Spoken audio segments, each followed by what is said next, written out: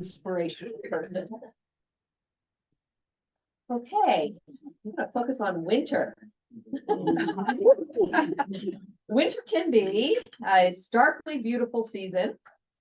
If anyone caught the sunrise this morning, we have frosty mornings, we have bright, crisp days, we have powdery snow for our friends who are going out to ski today. It can also be fierce and dangerous at times. Sub-zero, freezing cold temperature, blizzards, ice, all those things that we have to deal with. It's easy to see why it has inspired poets throughout history.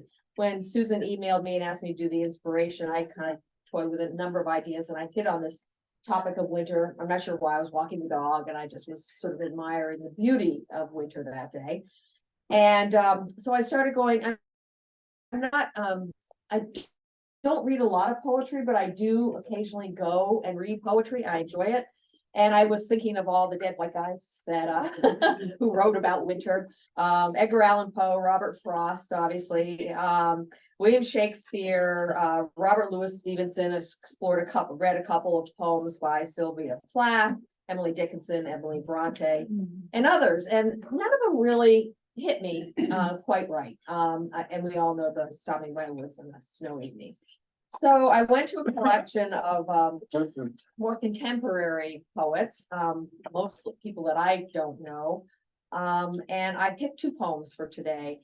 One is, I think we've all experienced what this poet is writing about. It's called Driving Through the Poconos, Route 80, 1:30 a.m. snow. I pass the big rigs on the upgrades. They measle me with road slush on the downslopes. Skeins of snowflakes waver in my headlights like curtains in a draft. Of course, I can't see the swatches of black ice I speed across, but I can feel a slur, a tiny stifled shimmy faster than a thought in my rear tires. File cabinets and mattresses hurtle downhill. Stroudsburg, 32 miles.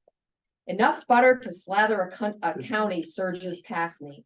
We bottom out, carting a few books and an extra pair of shoes. I pass the butter. Semis doze in the rest areas, the orange cab lights stippled by snow, while we who are close enough to sleep to keep on driving toward it, although we're neither here, Stroudsburg, 11 miles, nor there. And then one that I hadn't read before that keeps touching me, and I read it several times yesterday, and it just sort of trips me up. But anyway, I wanted to share it with you because for me it's quite moving. It's called Winter Tonight Sunset by David Budville. Tonight at sunset, walking on the snowy road, my shoes crunching on the frozen gravel, first through the woods, then out into the open fields, past a couple of trailers and some pickup trucks. I stop and look at the sky. Suddenly, orange, red, pink, blue, green, purple, yellow, gray, all at once and everywhere. I pause in this moment at the beginning of my old age, and I say a prayer of gratitude for getting me to this evening, a prayer for being here today, now, alive, in this life, in this evening, under this sky. That's beautiful.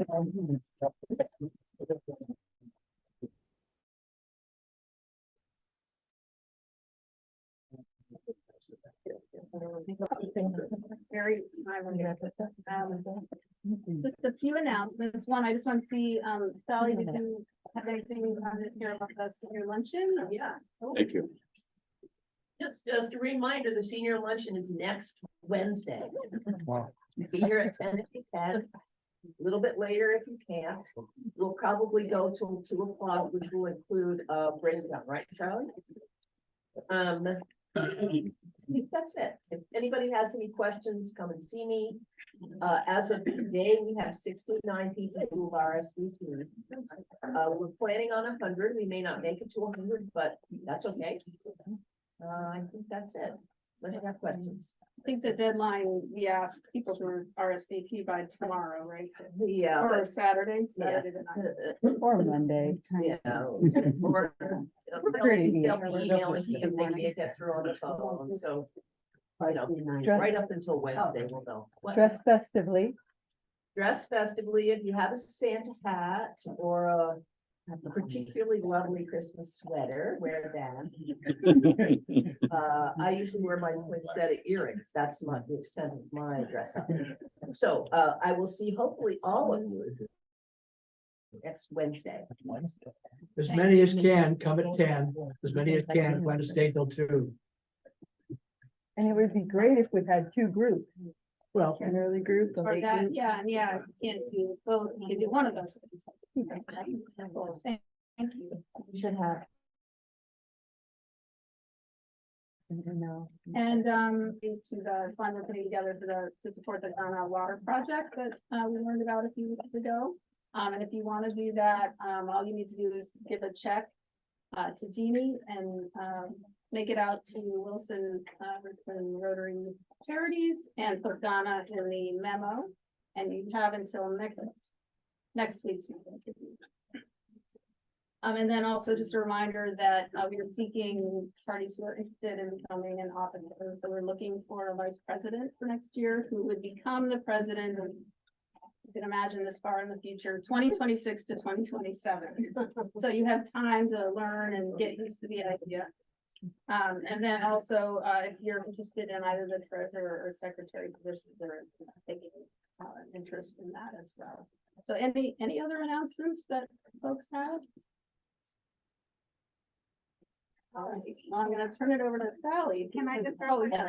So for the story slam, I booked us for a Saturday in February.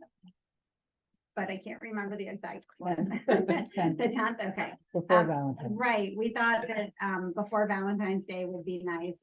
And the theme we hope is kind of the theme for the stories, unless somebody wants to get into some discussion on how to, something different.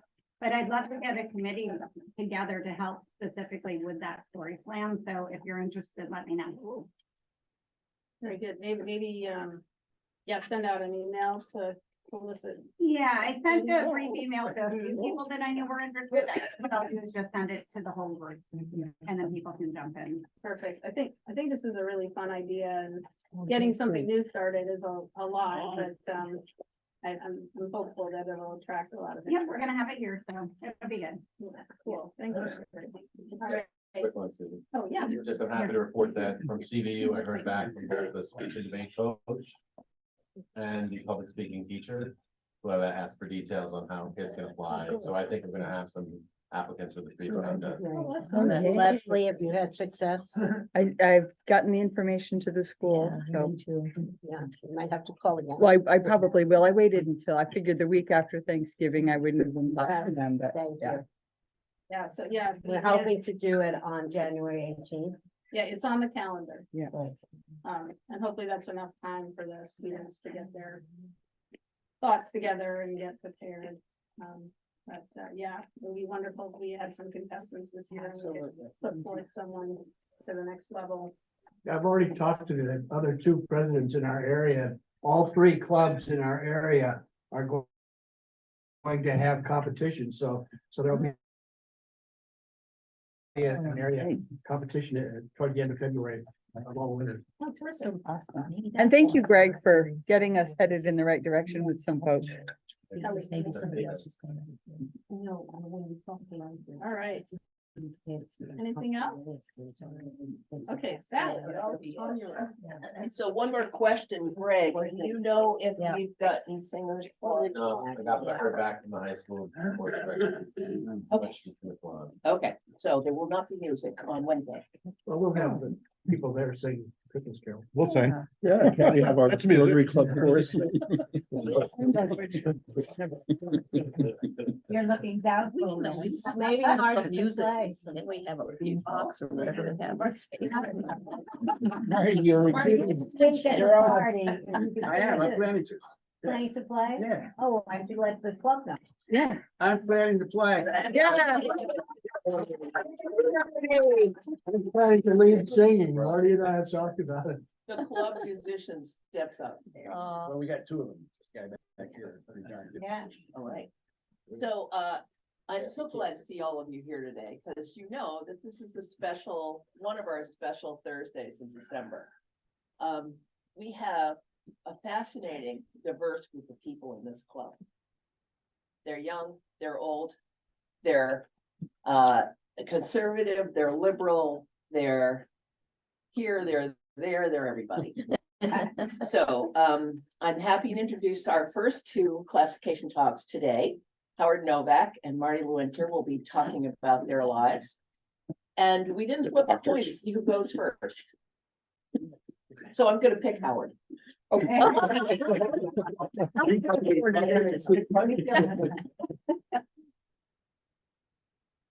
Oh, no, you're good.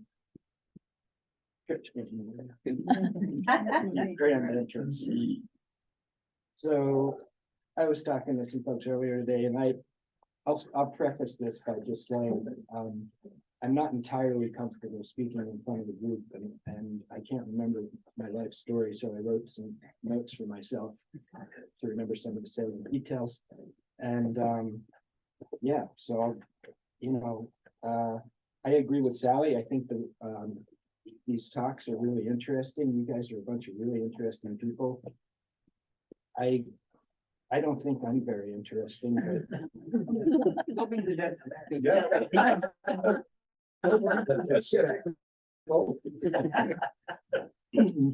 So I apologize. I will keep referencing my notes just to kind of stay on track a little bit. So I was born in Washington, DC, which I kind of like that idea. I didn't stay there for long. I went home to Maryland suburbs pretty quickly, but I like the idea of being born there. I grew up in an area called Silver Spring, Maryland, if anybody's familiar with that. It's just kind of right outside the city of Liz. It was relatively small at the time we started, but the DC area has become this huge metropolis and just everything spread out. I watched it happen as I was growing up. My ancestors hail from Poland, Russia, and Ukraine. I didn't know the Ukraine part until relatively recently. It's kind of that Eastern European, a lot of Eastern European Jewish folks kind of came to this country in the early 1900s, and that's kind of what a lot of my family did. My great-grandparents brought my grandparents when they were maybe 3 years old, like maybe 1903, 1907 range, and came and settled in the DC area. And that's how we kind of got started there. My mom and dad both grew up in the DC area, and they moved out to the suburbs and they got married. I am one of 3 kids. I have 2 younger sisters. I was lucky enough to kind of be the firstborn of in our family and of all the cousins, and so I had aunts and uncles and stuff kind of falling over me and all taken care of. Everybody after me got a little bit less. But let's see. I went to high school in the same area. It's called John F. Kennedy High School. It was kind of like that too. Graduated in '77. Went to Dickinson College in Carlisle, Pennsylvania. If anybody's heard of that. It's a small liberal arts school, and went there for 2 years.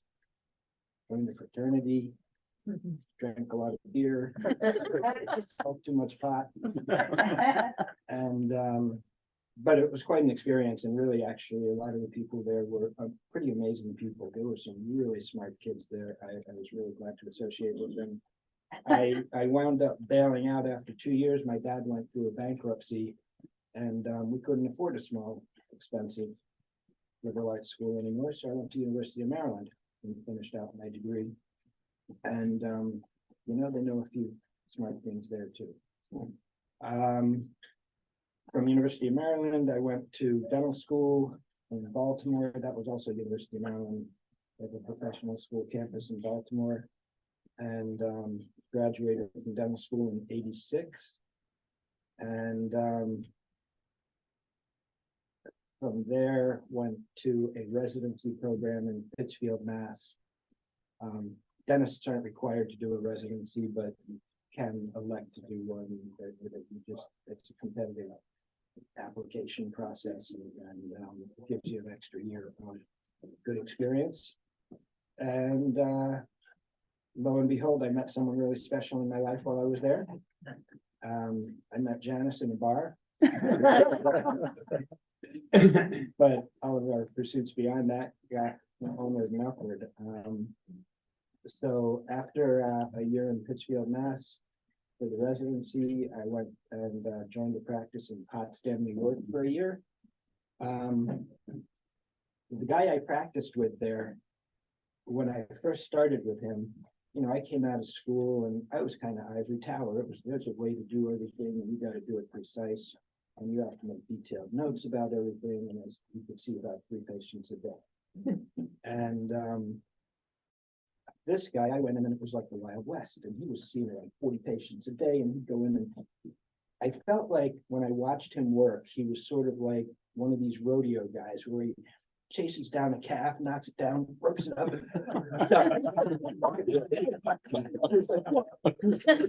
It's like, is that how you do dentistry? And I'm gonna kind of transpose some stuff here, because that comes to circle around. So in the end, I learned a lot from him about how to get organized and how to move efficiently through things. But I thought he was a crazy man, and I left. I went to a different practice. But the interesting part to me is, in the last year, I got a new associate in my office, and she's fresh out of a residency program, and she thinks I'm him. She like sees me running around the office from thing to thing to thing, and she just can't fathom that this is not the kind of dentistry she thought she would be doing. So we've had conversations, and I'm like trying to walk her off the cliff a little bit. So what goes around comes around. After Potsdam, I went to work with a practice in Fairhaven, Vermont for a year. I liked that dentist a lot. We almost hooked up for the long term, but Janice kind of wanted to be in the bigger area. We wound up looking around in the Burlington area, and there was a practice available in Richmond, and she thought Burlington, if we're going to live in Vermont, this was a better area for her, and I was good with that. And so I bought a practice in Richmond. It was just a little dinky thing. It had 2 operatories, and had been a satellite practice of another dentist from Montpelier, Dick Herbert, who lives in Williston now, actually, and his daughter's a dentist. You know, the practice grew over the years. I wound up getting into the old post office building in Richmond, and at first we had I shared space with a chiropractor, Mary Kintner, if anybody knows her. And then as the practice grew, she wound up doing her own thing up in Underhill, and I took over the whole building, and just been pretty much running heavy since then. Janice and I had 2 daughters, have 2 daughters. Jessica's the oldest, she's 31 now, married to Reed, and they just bought a house in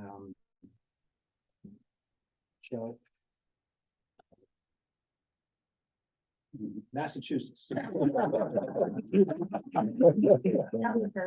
Chelmsford, thank you. They bought a new old house in Chelmsford, and it's really cool, and I'll be helping them do whatever they need for the next 20 years, probably. Will. My younger daughter, Alex, is in Boston. She decided she needed 2 bachelor's degrees before she could start working. So that was helpful for me. So she's in medical imaging. She does ultrasounds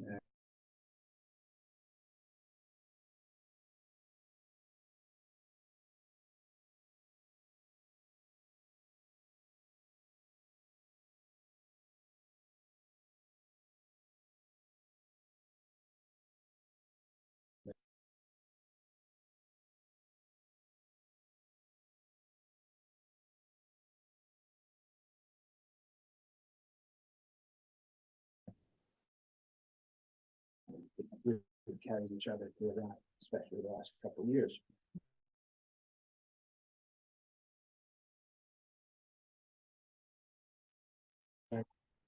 But, just kind of life with Janice and the kids, I just put active life,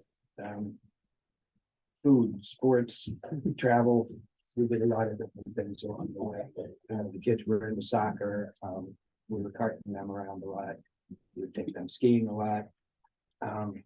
We have done a decent amount of trips with them, we love traveling with the kids. And, I always thought it was a really important thing to teach the kids about travel and the exposure that you get to other people and just the ability to be able to move around in the world. In the course of my practice, I did some work with a good friend of mine, Jay Miller, is a classmate. He's a dentist down in New Jersey. And the two of us put together a series of work trips over the years. And that was some of the finest professional stuff I've ever done. We went to a lot of different countries and we would put together a group. We'd get, most of these trips had a Rotary component where either the club and or Rotary would provide some levels of sponsorship. We acquired some portable dental equipment. We got people to kick in just to help buy supplies and equipment for our trips. And most of the trips were Central and South America. One was to Africa, but I would take the kids with me. Janice went on one. She decided this wasn't her style of travel. We know that for it in other ways. But they really were, it was some of the best professional stuff I've ever done for people who really, really needed it. And I always looked at it a little bit as a connection with Rotary, as a connection with humans, as a way to do a little bit of good in the world, and just kind of a little bit of our own little micro diplomacy, if you will.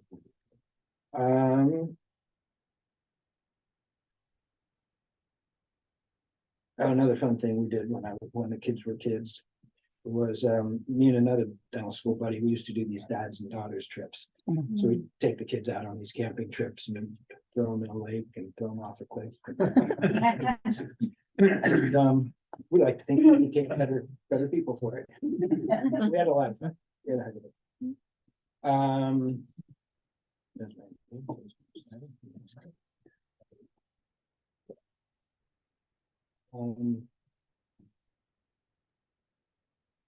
So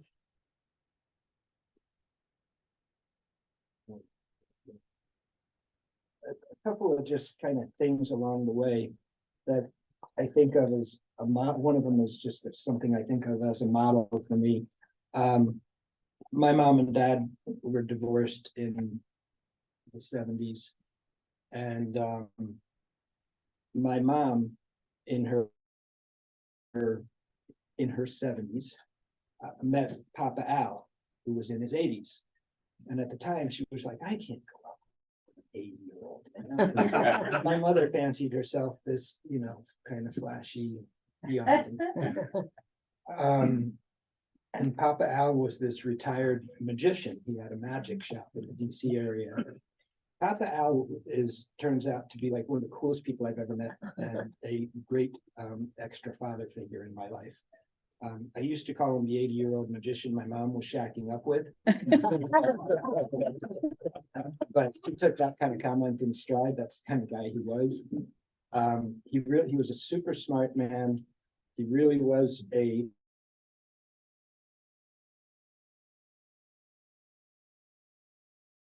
bona fide professional magician. And when I go around, and you know how, like, if you go to any kinds of functions, there might be like a magician sometimes wandering the tables or things like that.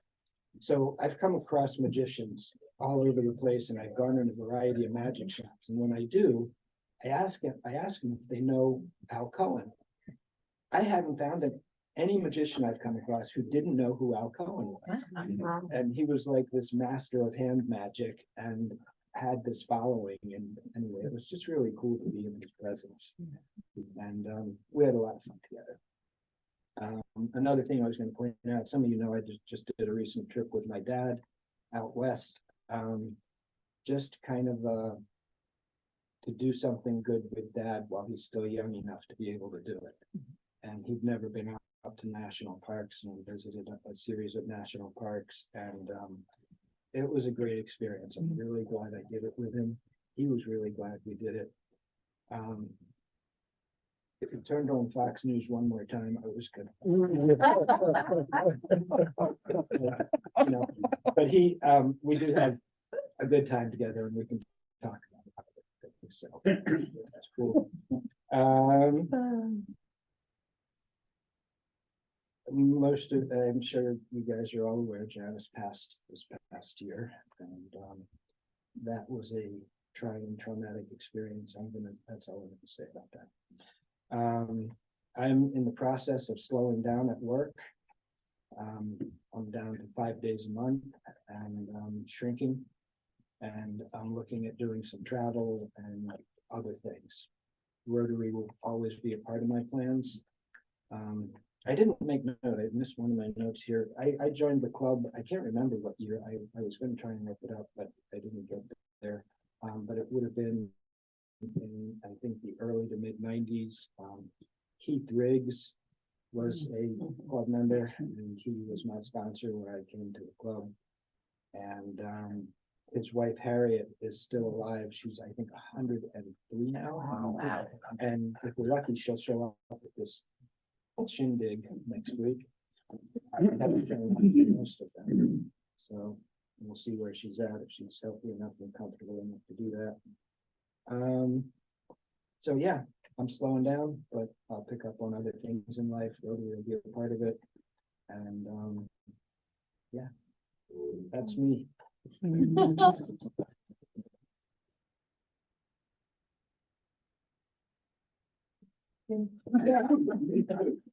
What motivated you to become a dentist? That was gonna be my question.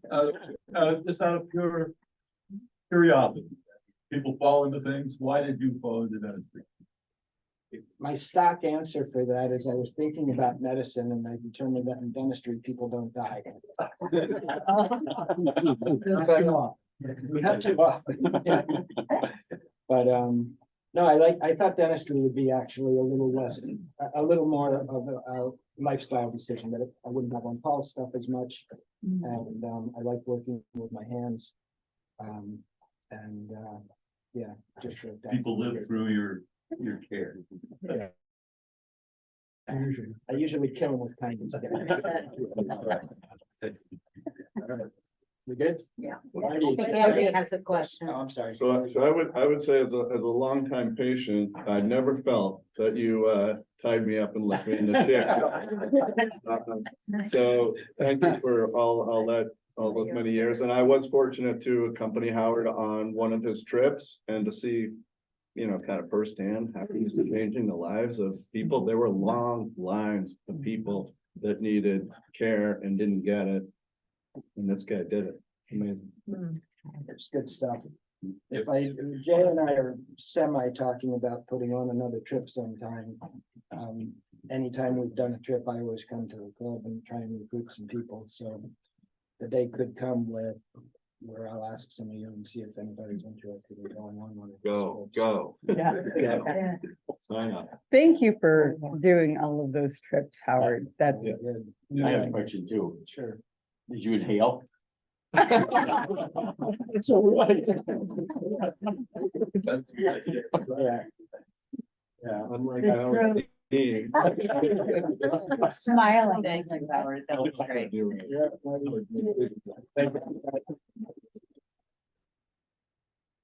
And now Dr. LeWinter. Dr. J. First of all, it's great to see Dave Erickson here with that. fine Yeah. living. Yeah. Well behaved. Right, so I have some notes. I want to use that for reference. I was, by the way, the big reason to go to dentistry is you got 24 teeth. So it's a lot of work. How many? You only have one body. 26.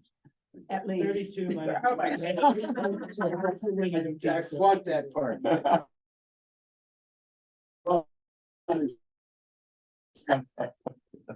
Anyway, so I was struck, listening to Howard, how similar our backgrounds are. my grandparents also came from a combination of Russia and Ukraine, also Jewish, came in the very early 1900s.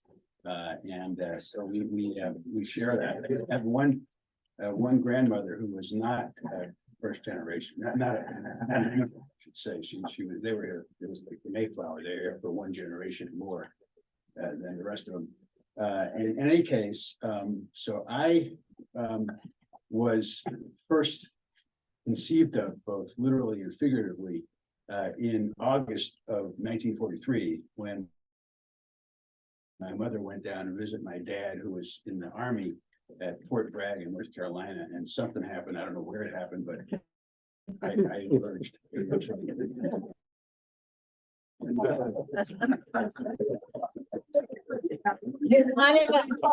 He also thinks it's 2014.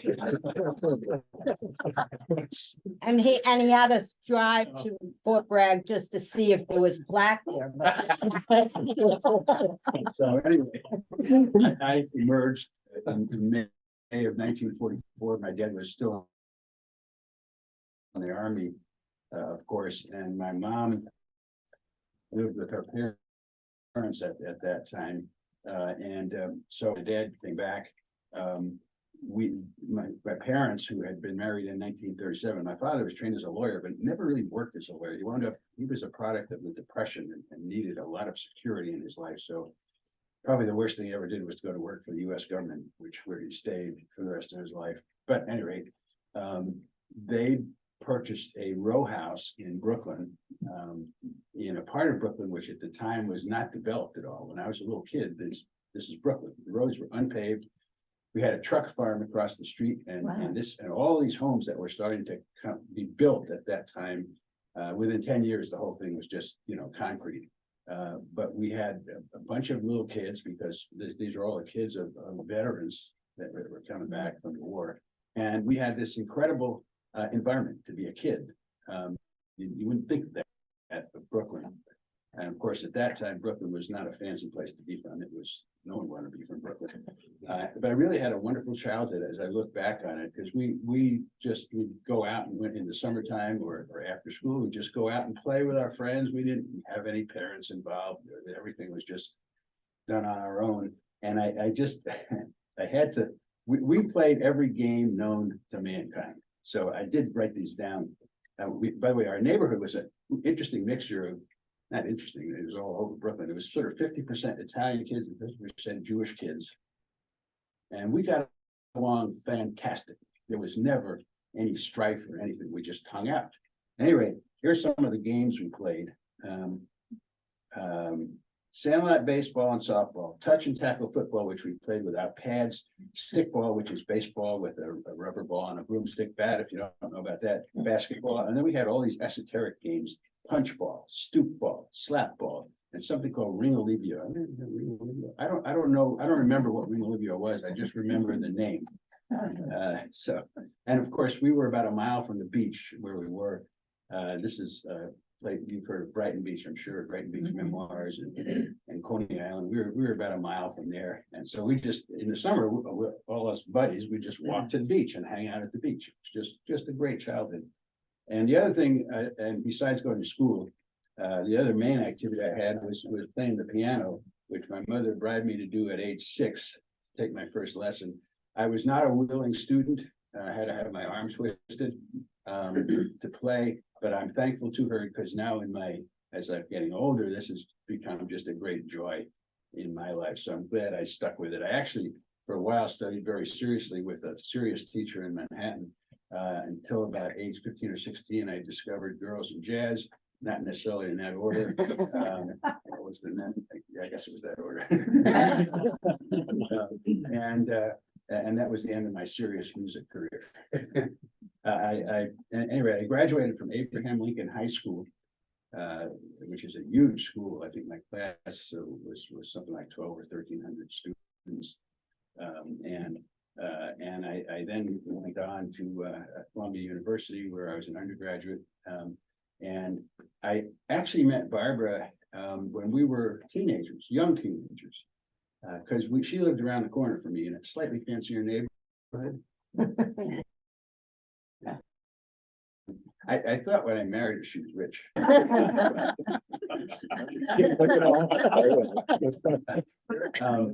But we used to all hang out together when we were, and we didn't really know each other. We knew who we were. But I didn't really, I came to know her better. When I was in college and she was at Vassar College, she was a year younger than me, and we met at a bus stop in June of 1963. Right. We were both it was summertime. We were both working, and we happened to find each other at this bus stop where, and her younger sister was with her. And and Barbara was kind of thinking the summer's not going to be too good, because she had no one to go out with and no guys in her life. I had 2 guys in my life. They were in Europe. I know. They were in Europe. So my sister put her up to approaching me, and just, we knew each other, and chatting. And I got her phone number, we think, or I might have looked it up because you could actually look up phone numbers at that time. And at any rate, I called her. I figured, okay, maybe we can go out or something like that. And I asked her to go to do some miniature golf date, and we double dated with a college classmate of mine. And remarkably, the young woman who he took out to play miniature golf, he married her. And we actually they are still married. We had dinner with them a couple of years ago. So at any rate, so that began our courtship, I suppose, if you want to call it that. But I called her back for a second date, and her older brother got on the line. Her older brother Lou got on the line and said, she's not interested in going out with you. So I figured, all right, I wasn't a hit. So I didn't think anything of it. And then this is 1963, and of course the Kennedy assassination. So Barbara called me after the Kennedy assassination, and she invited me to come up to Vassar for a weekend. I was a little curious how did that happen when she went, and it turns out she knew nothing about her brother interceding. So and I've never let him forget it. He's still around. At any rate, so I got to speed this up a little bit. In college, I was a pre-med and with a music minor, which was kind of fun to do. And at that point, I decided I wanted to go to medical school. I went to NYU Medical School, and somewhere in there, Barbara and I we had a sort of a progressive relationship, and eventually we became, it was just 2 of us, no other people involved. And we got married in June of 1967. And so at that point, I was that was between my 2nd and 3rd year of medical school. I graduated from medical school in 1969. I had decided I wanted to be a cardiologist at that point, and we made a huge move to. I'm sorry. First you have to do a residency in internal medicine before you specialize in something like cardiology. So I did a 3-year residency at Bellevue Hospital, which is over in 1972. I can tell you, I can do stand-up comedy about Bellevue Hospital anytime you want. And we made this huge move. I don't know where we had no money. And at that point, by the way, we had 2 kids. Our first child was Andrea, who was born in 1970. And actually Robin came along a little after we made the move, our 2nd kid. But we moved to San Diego, where I was a cardiology fellow at UC, which was just a huge deal. I don't know how we did that. We had no money, no nothing. First thing I had to do was find a moonlighting job. But at any rate, so soon after we arrived in San Diego and I started my specialty training, Robin came along, and we had a very tempestuous, difficult first year because the place we were living in had a fire. We had multiple moves. It was a nutty year. And Robin came in October the third kid came in August of the following year. I don't know how that happened.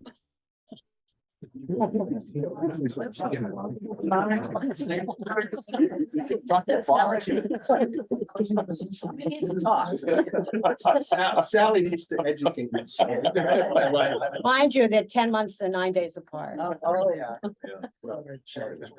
That's true. She was Anyway, 2 weeks so ago. I completed my cardiology training. I was, I have now put a shingle up as a cardiologist in 1975. And I had determined, I was set on combining and have an academic career combining research, teaching, and patient care. And we had planned to come back east, but luckily enough, I was offered a position on the faculty at UC, and my research was coming along well. And I spent 10 years on the faculty there. Barbara wasn't doing much in those years. All she was doing was bringing up 3 kids, working as a school psychologist, and eventually entering a graduate program. Other than that, she wasn't doing too much. And I UC San Diego, she went to University of San Diego. That's different than Yeah. UC San Diego. but you got your teaching job at UC San UC Diego. San Diego, yeah. So I was on the faculty there for 10 years and everything really went well at UC, and we had a sabbatical year in 83, 84 in Oxford, England, which was a spectacular year, a life-changing. He had a experience. full ride. Sorry, I forgot to mention one other thing. Another bad thing was my dad died suddenly.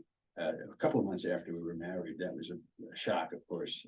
There was no good warning, and so we had to muddle through that. But at any rate, so stayed there for 10 years. And I was recruited here in the fall of 1984 to come be the chief of cardiology here, which I did, obviously. And we arrived in August of 1985, and we had a reservation at the Sheraton the first night we were here. Had all 3 girls. We walked into the Sheraton. They said, "Sorry, we don't have any reservation for you. We wound up our first night in the Ho Hum Motel." Anyway, Owned by a former Wilson. Oh, yeah. is that right? Yeah. Did not know that. So anyway, I've been here since then. We built a pretty substantial cardiology group over the years. And I've had some success in my career. It's been a great career. My research went well and allowed me to travel around the world with Barbara, and we've been all around the world. And teaching, of course, the most important part of my job is being a physician. And I refuse to call myself a provider. I'm a physician. You don't pay me, and I give you something. That's a transactional relationship. So I don't like the word provider, which we use all the time. And I retired. I gradually slid into retirement over the last several years. I only joined Rotary about 4 or 5 years ago. Barbara's been in Rotary forever. I was always super scheduled on Thursday mornings. I just couldn't see how I could do it. But once I became less scheduled, I joined, but I always felt like I was a single member of the Rotary Auxiliary for many, many years. You gave some presentations I too. did. Yeah. So now I am fully retired. Took me about a year, I think, to sort of really get my footing, but I'm really enjoying it. I'm playing a lot of music. I even get to play with Greg once in a while. It's been fantastic. And doing a little sailing in the summer and we have, of course, now we have 7 grandchildren. You've probably heard about them. We talk about them far too much, but they're great. And I have 3 wonderful sons-in-law. So to come back to the beginning, I have been both privileged and lucky. Privileged because I had parents who really valued education. They weren't wealthy, but they really pushed me from an educational standpoint, gave me lots of love. I was an only child, so of course I was special, and lucky and also privileged to marry Barbara, who has been for 56 years I'm having trouble with math. In biology. Math and biology. That's why he's retired. So, she's, what can I say? She's my alter ego. We don't have to, we can look at each other and know what we're thinking, which happens after a while. But she's been, the most important part of my life, and nothing could have happened without her. I tend to be a worrywart. She's responsible for giving me some perspective now and again, fairly frequently, actually. And of course, our three wonderful daughters, again, sons-in-law, grandkids. But it's not lost on me that I've been unbelievably lucky and privileged. So I hope I'll continue to be lucky and privileged. That's it. I know you're a very, very nice guy, but did you ever even the score with brother-in-law? Did I? I don't think so. That's a shame. I haven't given up yet. Okay.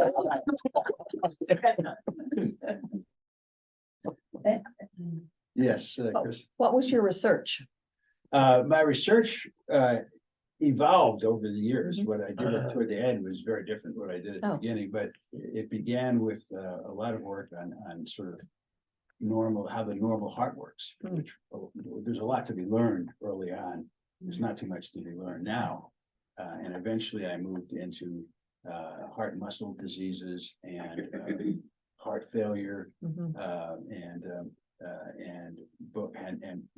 initially I did a lot of laboratory research, but I gradually moved into more and more clinical research. So it was a mixture, and I had almost 4 years of funding from the NIH, which was good, allowed me to keep going. And you can find your last thing on YouTube. Oh, yeah, well, it's something else I developed over it was an interest in pericardial disease. If you don't know it, pericardium is the sac around the heart. And there's a lot more of it these days. I always used to say, you better not do just pericardial disease because there's not enough patients out there to pay the bills. That's not quite so true today, actually. And I got to do an MSNBC show on pericarditis this summer. That was kind of fun. I saw that, it was Yeah. great. That lady lost her slot, by the way, on Sundays. The woman who posted that thing. She's now Sally.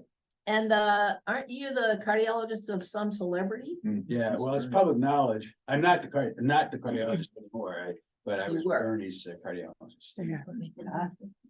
But as I, sort of started to back off, and he's in town, not in town very much, so it was really tough to take care of him because I actually transitioned into a cardiologist in the DC area, and I thought that would be better for him. Yeah.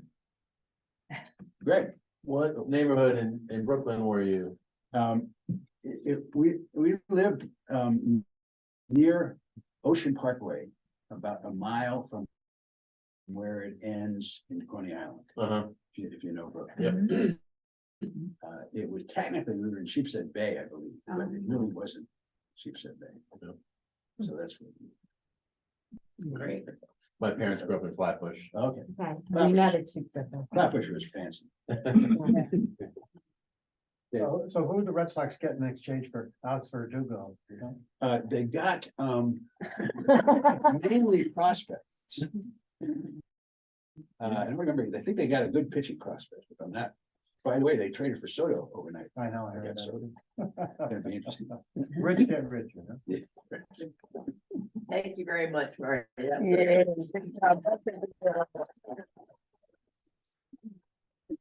So in both of your names, we'll be giving a donation to the mentoring program at. I think you Williston should have Central. had Barbara and Marty do the same day. No, I don't think so. Who did not buy a ticket today? I did not.